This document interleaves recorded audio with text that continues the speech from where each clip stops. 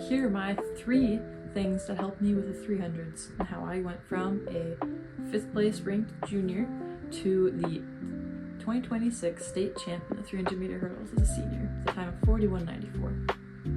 Yeah, so I have a little bit of credentials, but what is my actual advice? The 3 things I want to talk about have different categories. I want to talk about the mental factors, the technical factors, and the physical factors of this. Find a way to break through your wall. Now that's very vague. I mean, what is your personal wall? For me, I would say it was probably tearing my ACL when I was a sophomore due to soccer and having to adjust and change events entirely. It was very hard. Everybody has had struggles. The point of this advice is that don't live in the past of that past struggle. Actively seek a new one. And I'm paraphrasing from another book that I really love. Much shorter if you're not into lots of reading. Nick Bare has a book called 25 Hours in a Day. And he says just that. Actively seek out pain. Because your brain controls so much of your outcomes in your races. And every time I went to my hurdle coach for advice, hi Stangle, he always told me to visualize. Visualize your race, visualize the track, however you find a way to break through the wall and whatever that wall may be. I've given a couple examples, but it's very important that you find your own personal wall. Maybe it's learning how to actually try during your workouts and not just lollygag. But then again, you can have a severe wall and a lower level wall. Lower level wall for me is just eating breakfast on race day, just choking down a couple eggs and a sandwich or an egg sandwich or whatever it is, just to have some nutrition for the day. Everybody has their own battles. Some of them are seen, some of them are unseen. And choosing what you want to fight is what's going to help you improve. Second thing, find one thing every single race to improve upon. Another vague thing if you think about it, but if you are running your races and you're trying your hardest and you are not seeing PRs, it's very easy to feel deflated. It's very easy to feel like you are making no progress. You suck, you're slow, you've been trying this for so long, there's nothing else that's working. One of the best things that you can do is start being analytical about your races. I mean, if you look at my channel, I have tons of videos, and most of them have like 30 views. Most of those views are from me watching my own race. And that's because posting on YouTube allows you to see your own races. Like I can go be on a bus to a meet and I can see the race of the meet before and I can visualize what went wrong and what to change.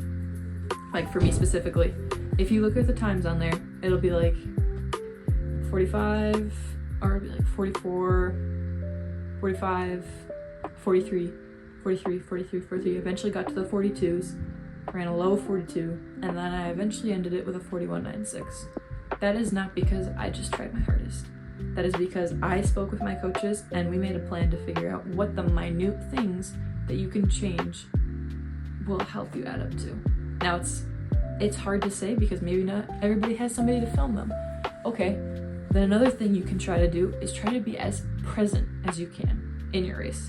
I don't mean just hurdle. Don't just exist in the moment. Be there in that moment. And that sounds like cliche, honestly, but the more present you are, the more control you have over your body. Lastly, the last thing I'd like to leave you guys, because I don't want this video to get too long, and this is my golden nugget, and this is probably the thing that I would say helped me the most out of anything, out of all this advice. Treat the pace of your 300 like your PR 400. I'm gonna get a lot of hate for that, but, and I'm also gonna get a lot of hate for this, coaches don't give a crap about your 300 hurdles. You could be the best 300 hurdler in the state of Minnesota like I was, or like I am, and they would not care. Sure, the time would give you attention, but if you want to run the 400 hurdles, if you want the longevity of that event, it's possible that you running your best 300 hurdles isn't going to be enough for college, because in the 400 you have a whole 100 more to go. That's why I say if you want to PR in the 3, run it like a 4. Run it as if you're gonna die at the end, and as if you can't go any further. So for me, my PR was 57.03 going into this season. So we decided that that was my target mark for my 300. If I could run a 57.03, that adds up to like a 43.5 300 meter hurdles. Obviously, you're gonna be able to do that because it's shorter. It's just a mental barrier too. But as my PRs in the 400 got faster, it kept dropping. The times just kept dropping and it kept going down. The other thing too is if you want to be recruited for college, I'm gonna get a more in-depth video on this. Colleges would rather see you as an underdeveloped hurdler with a higher potential for the 4 than a great 300 hurdler with a low potential in the 400. Because it's easier to teach people to hurdle the 4 than it is to teach hurdlers 400 base. Because the 400 is the hardest event in track. I said what I said. It is the hardest event in track. Then you add hurdles, and then that becomes the hardest event in track. I haven't even raced it, but knowing people who have ran it, and knowing the greats who have done it, like Sydney McLaughlin, Ben Keeble, and Dalia Muhammad, they embrace the suck.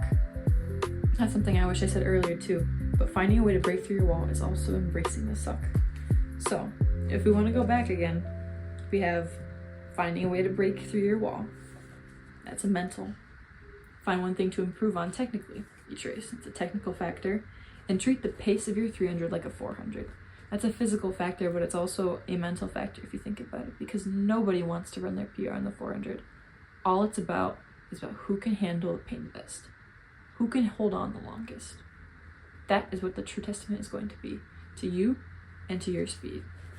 If you like this, I would love to make more content and more advice. I have lots of more goodies that I could share with you guys, but yeah, bye.